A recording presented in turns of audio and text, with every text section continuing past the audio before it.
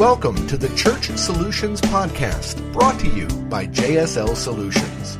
The Church Solutions Podcast is designed to help equip you and your church in the use of technology and other tools and services. And now, here are your hosts, Steve Lacey and Phil Thompson. Welcome to another edition of the Church Solutions Podcast. Hi, my name is Steve Lacey. And I'm Phil Thompson, and we've been chuckling here because for some reason we have had some overmodulation, at least at the beginning of our podcast. And so we've been desperately, and when I say we, I mean me, trying to make sure these levels are good. All right. I think they are, though. You think they are, huh? Well, all right, we'll see. We'll find out. So if not, we'll adjust it here as the time goes on. So as he said, he is Steve Lacey, and as I said, I am Phil Thompson. We just wasted 36 seconds there. So this is a podcast we do every week. We are a tech company called JSL Solutions, and we work with churches and ministries. We provide tech resources such as StreamingChurch.tv, MyFlock.com, Church App Live, all kinds of great stuff.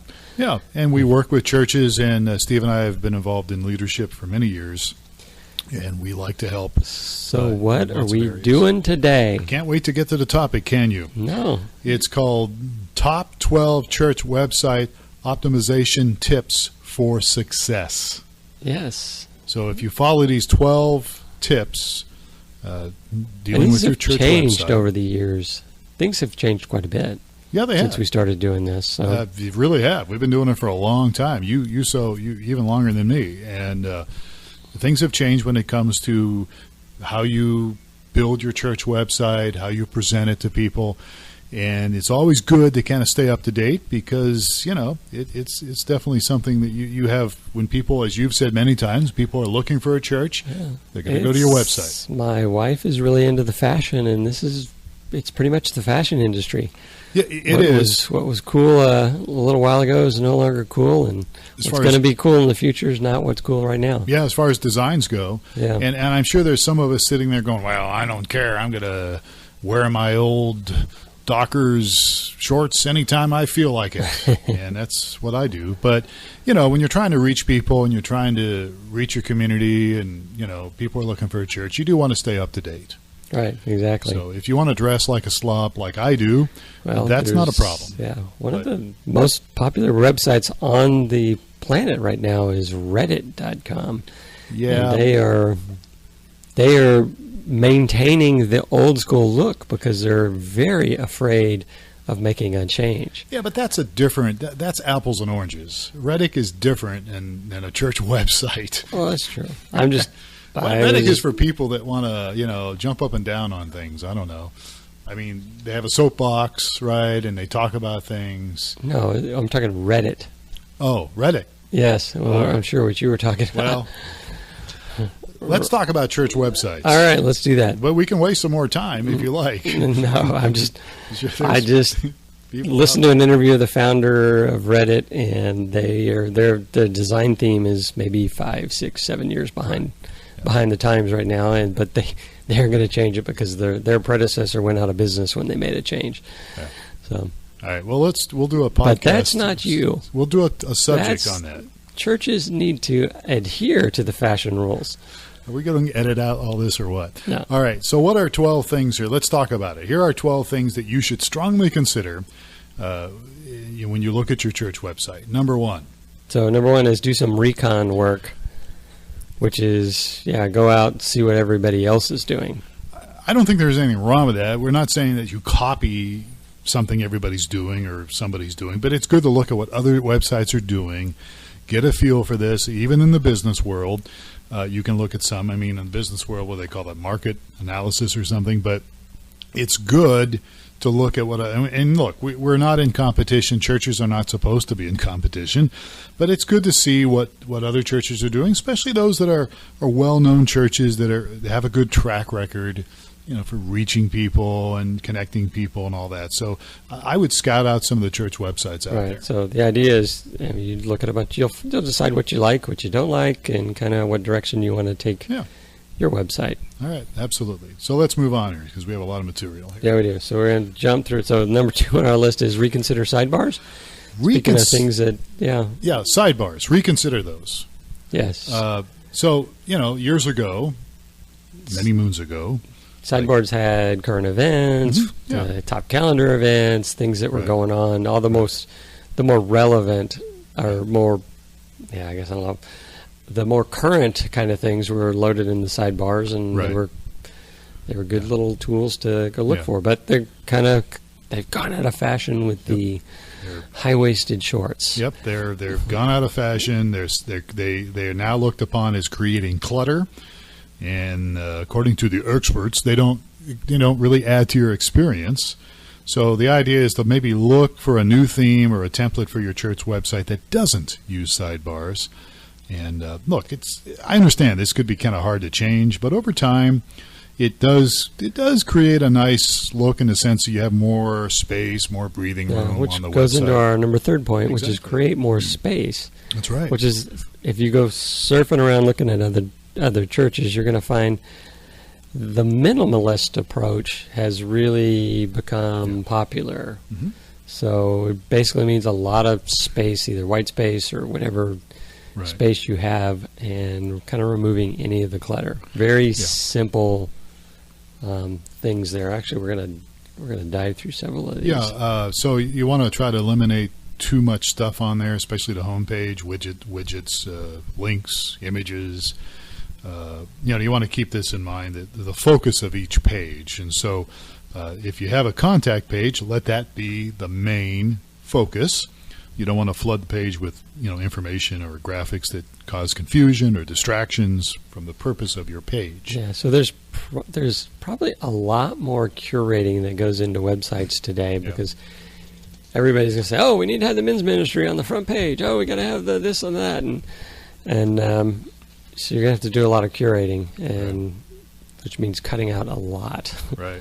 Yep. So, all right. So along the simple theme, number 4 on our list, simple navigation. Again, if you've done your recon work, you might have noticed that some of these other churches will utilize their church website navigation. So the idea is to try your very best to maybe have 5 or 6 or less navigation links, that are on the top of your main page, or at least the main areas that a visitor would visit. So, the things that you should probably have would be about the church or about the ministry, maybe the media section where you would put your streaming video or your, video archives, or perhaps your MP3 files. There's always a nice place to have somewhere where people can give. Ministries, different ministries you have, contact information I think is important, those kind of things. Yes. Keep those at a very minimum and not plow through a bunch of other stuff. Yeah, you don't want to have a bunch of different navigation, which is kind of ties into one of the constraints we've had.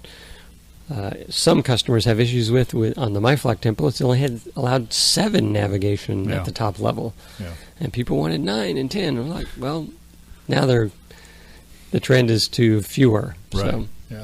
Yeah, absolutely.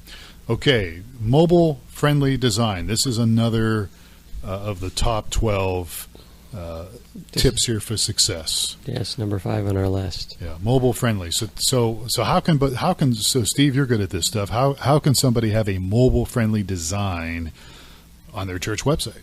Well, it doesn't happen by accident. You need to implement a mobile-friendly design.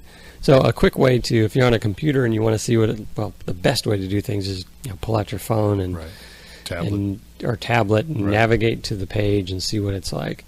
But you can also, if you're on your computer and want to see what a site looks like, you can just reduce the size of the window on your browser down to the mobile size. That's a good idea. And you'll see exactly what it's going to look like on the mobile rendering as well. Yeah, awesome. All right, let's move in here. And this is important. I think the mobile-friendly thing is because more and more people are using mobile devices. I mean, I've read some stats out there that 50% of the people or more are using mobile devices to check out your website. So important information to keep relevant. Yes. So number 6 on our list. And you probably like this. I bet you like this next one. Increase font size. Now that I'm old and can't read tiny print. You were complaining about something I did the other day. You said the font wasn't big enough. But it is, I guess, a trend. Oh, it's definitely a trend. Yeah. Having really large fonts, very simple, easy to read, not many words, kind of things. So, okay. Well, this is one of the things I talk about all the time. We both talk about is people don't read anymore, right? And so your page needs to be glanceable, and so having big fonts with short words and short statements makes, kind of brings that to the forefront.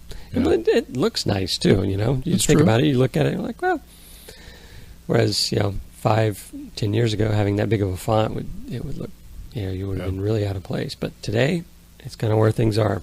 According to the experts, try using a minimum font size of 18 for your designs and your body text. So that's quite a bit larger than what I would have said, but yeah, so that's, and then even larger for your menu headers and headline things and that sort of thing. Yeah. Okay. So, all right.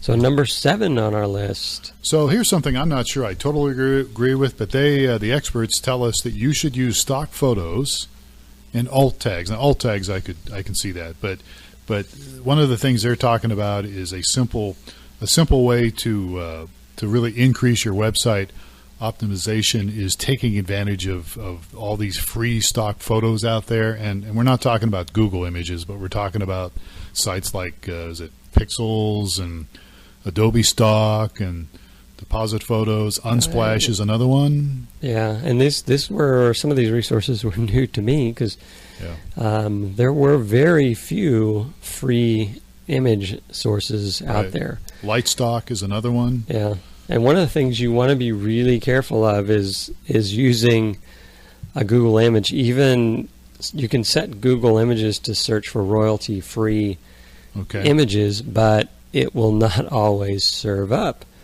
royalty-free images. My son is a web developer and had put together some properties and got a very nasty letter for using an image on one of the pages that he didn't know was not royalty-free because he pulled it from what he thought was a royalty-free source. And it turned into a major headache and a few dollars on his part. Really? Yes. Wow. Well, that's good advice then. So look for some of these three. Again, Pixels, Pexels is one. Adobe Stock, Deposit Photos, Unsplash is one, and then another one is that's more faith focused would be Lightstock, Light. Yeah, and some of these are I was just researching them real quick. Some of them are not completely free, but they're very affordable. Okay. As opposed to some of the sources out there where I've used in the past, well, they'll want, and I've bought $20, $25 images before. Okay. So for one image. So yeah. Yeah. And then when it comes to the SEO part of that, they say that it's important to make sure that your file name is optimized for SEO. So you would you'd take the image and you change the name to whatever, maybe the name of your church. Or or something relevant to the image, perhaps. If it's if you've picked an image that is relevant to your site, most likely the content's going to be relative to your site as well. Okay. And the other thing is to use alt tags, which are short phrases you can put next to images. So it'll help with your SEO some. Yeah. So all right, that was number 7. Number 8. We're moving along nicely here. Speaking of images. Yeah. Compression tools. Yes, or just I guess another way to say this is just use web appropriate images. And I've run into this in the past where everybody's got a cell phone now and they take great pictures, or they've got a digital camera and they'll take pictures and I want to use this image, and the resolution on the images that you're taking with your cell phone or your digital camera are very suitable for a high quality print. So the resolution is really high, and the DPI is really high, and they're going to look dots per inch, or they're going to look really good when you print them, but they're going to be just a major drain if you take that image and you don't compress it before you stick it on your website. So it'll be like the old days of dial-up internet where you try to load something and it just goes slowly. Yes. If you don't use compression tools. Right. And the the websites are very image rich, so you want to make sure that all your image file sizes are very small. And what should they not exceed? So the images shouldn't exceed 72 dpi, because the normal resolution on the web or on your monitors, unless you have an Ultra HD monitor, that's all you can see, okay. And no larger than 2,000 pixels. Okay. And we, a lot of people are like, I don't know how to do this, and it's not a trivial matter to compress and resize images. So we point people to PicResize.com. PicResize? PicResize.com. Okay. PicResize.com. Okay. PicResize. And it'll allow you to take your image that you took with your digital camera and resize it down to a size suitable for the web. And 2,000 pixels is actually, if you're going to have a full screen, full width image, then 2,000 would kind of be there. But most people are having, a quarter screen or that sort of thing, so that size is going to be a lot smaller. Okay. So you're going to want to. So maybe 2,000 isn't necessarily the best, but that would be max. Absolutely, probably no bigger than 2,000 pixels across. So most monitors today are I don't know the dimensions, but I can't remember. Yeah, I was just starting to rattle off a bunch of resolution monitors. Yeah. And so 1920 or something. I don't know, but yeah. 2,000 is probably. All right. Don't want to exceed it. PicResize.com. That'll get you a nice compressed image. Super. All right. Good information. So let's move on here as we continue to talk about 12 tips to optimize your church website. Number 9. Embed videos on your site. Embed those videos on your website. Yes. So the way that works is you would go to a video service, such as YouTube or Vimeo, or if you're a streaming church person, you would have a streamingchurch.tv. Yeah, we would have the ability to provide the streaming videos for you as well. So the idea is to embed the videos on your site using those tools. Yeah. Another advantage of that is you'll be discoverable within those tools as well. So if you've got a welcome video to your church, you got to load it on YouTube, you embed the YouTube on your website, so you make use of the video there.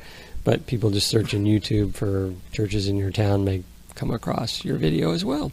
Yeah, and it's real simple. I mean, the embed code is very simple. If you just go to YouTube and you look like under the video, they give you the option of copying and pasting the embed code. Yes. And then you just take it and go to the back end of your website as an admin person and figure out a place you want to put it and drop it in there. You can adjust the height and the width, and life is usually pretty good. So embed videos on your website. Good idea. All right, that's number 9. Number 10. Number 10, I don't know if I've done this with my church. I need to look at it, but number 10 is Google My Business.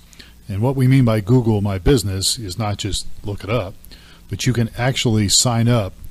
And you just Google My Business, and there's a way you can sign up and you can enter your business or your church, in this case, your church information. And it's a good way for I don't know. Do you have any more experience with this than I do? But it just makes it a little more. Well, what you do is you create a Google My Business account for your church, and they're going to want some descriptions and locations, and then they'll want photos of the inside, photos of the outside. Okay. And so as what this really does is kind of it enriches your Google search results for one, and it also provides a bunch of tools that you would not necessarily have, like you can go and leave ratings and comments, and people can kind of build up your business, build up your church, give it a 5-star, and it's got a bunch of reviews. So people searching for different churches, and they see, this church has got 20 reviews, and this one has nothing, no registration at all, and I really like these guys' comments about what they wrote about the church, and I can see inside and see what it's like. It's the same. You'll see that when you Google businesses, and they'll have a kind of a special business section. Okay, well, that sounds like a good thing, and it's free. It is free, yes. It's only helping out Google. Yeah, good deal. All right. All right, moving along here as we talk about things to improve your website. Number 11, SEO plugin or a tool. So SEO stands for what? Search engine optimization, right? Yes. And depending on your church website builder, you may actually have the ability to add or adjust your SEO settings. You can do that with a plugin, like I know WordPress has these plugins, or there might be a built-in tool you can use. And so it is pretty good because it can utilize your whole deal to the fullest extent. And, you would maybe first want to define a keyword you want to use on your site. Yeah, and I wouldn't put too much trust in this, but okay. It's gonna help out with some things that you probably didn't think about on your site, but the things that the SEO tool is going to optimize for may or may not be the most highly graded elements. Okay. So it'll definitely give you the full, it's like I've got 100% of my profile filled out. It'll give you, every nook and cranny, but the key for relevancy on the site is having content. Your main content be relevant.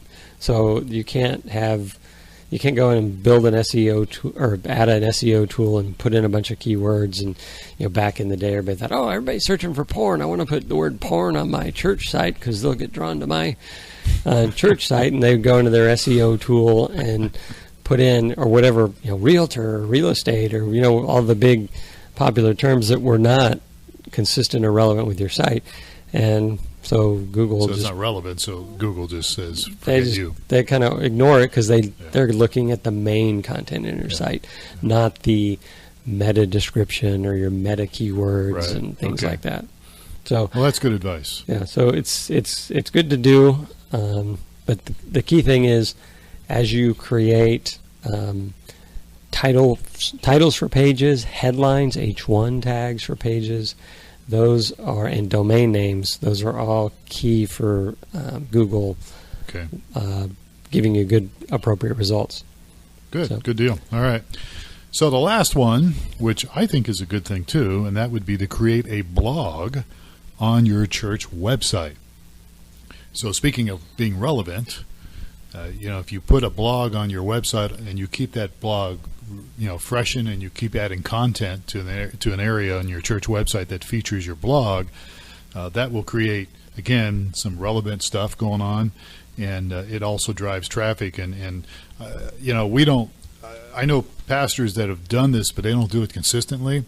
But if you can write a nice blog and then even put it other places that people can put links other places like your Facebook or Twitter or even Instagram, and then people, click on those links. It goes back to your website. They read the blog on your website, and it helps with the optimizing. Right. Plus, another thing that Google's looking at is how stale is your page, and so having a blog having content that's changing regularly and consistently updated will help as well. Google must be amazing. They must be like all-knowing or something, right? Oh, because they know what's going on, everything you do. They do. All right. They've got a lot of very intelligent people that work at Google. Should we be concerned about that? No, I'm not concerned, but that's a lot. It's a whole other topic. That's a whole other topic. But yes, I'm very much. If you can improve my experience, then I'm for it, and I'm not easily offended. So okay, so you're willing to sell out. You'll sell out as long as you have a good experience. If I have appropriate ads and stuff showing to me, that's a better thing for me as opposed to. And I don't know. I'll quote the CEO of Google, who got in a lot of trouble for this. If you're not committing a crime, why do you care what privacy your settings are? So you subscribe to that idea? I have nothing to hide, and I'm okay. All right, folks, send your letters and emails to Steve Lacey. Yes, All right. Teach me to be more privacy centric. All right. Well, I think this is good information here.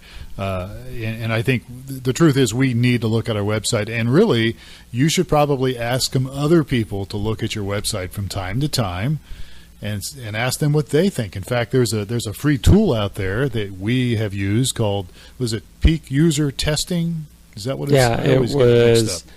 Well, it was user testing, and now they have Peak User Testing. I think Peak is the short version. It's free. Yes. 5 minute, where they actually will go to your website. PEEK, yeah, like I'm taking a peek. Yeah.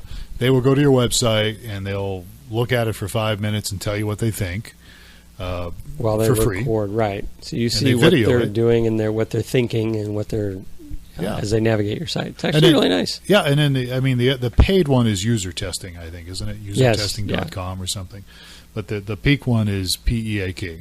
Or is it PEAK? No. PEEK. Yes, peak as in let's take a peek. Right. Not as now let's confuse let's everybody. Summit the peak. It is let's take a peek, PEEK. Okay. So anyhow, those are some things you might consider subscribing to once in a while, have other people look at it, or just have your friends and people that may not even go to your church look at it, your own church website, just to get an idea, hey, what are these people seeing? Because we all have blind spots, and we don't always see things that are very obvious. And we've done that with streamingchurch.tv, and we'll do it again. So, yep, definitely. All right, good. So speaking of, again, we'd love to get your feedback on this. We really would. Send us an email, support@streamingchurch.tv. That's one of our websites. And you can always listen to this podcast. You can subscribe to this podcast, right? How do people subscribe to the podcast? So I'm going to give a shameless plug for something my son has developed, podparadise.com. So you can listen to this podcast and any other podcast in the world at podparadise.com. Podparadise.com. I'll have to look that up. Yeah. That'll be good. All right. So you can always get this then. Anywhere any of your favorite podcast programs, you can find us as well. Yeah. And you can subscribe to us and get it. Never miss a podcast. Because why would you want to miss this? No. Especially the first 2 minutes of what we talk about. It makes no sense at all. All right. So, again, thanks for your time, folks. We really do appreciate it. And he is, of course, Steve Lacey. I am Phil Thompson. We hope that you have a great day, and we will catch you next time on another edition of the Church Solutions Podcast. Take care.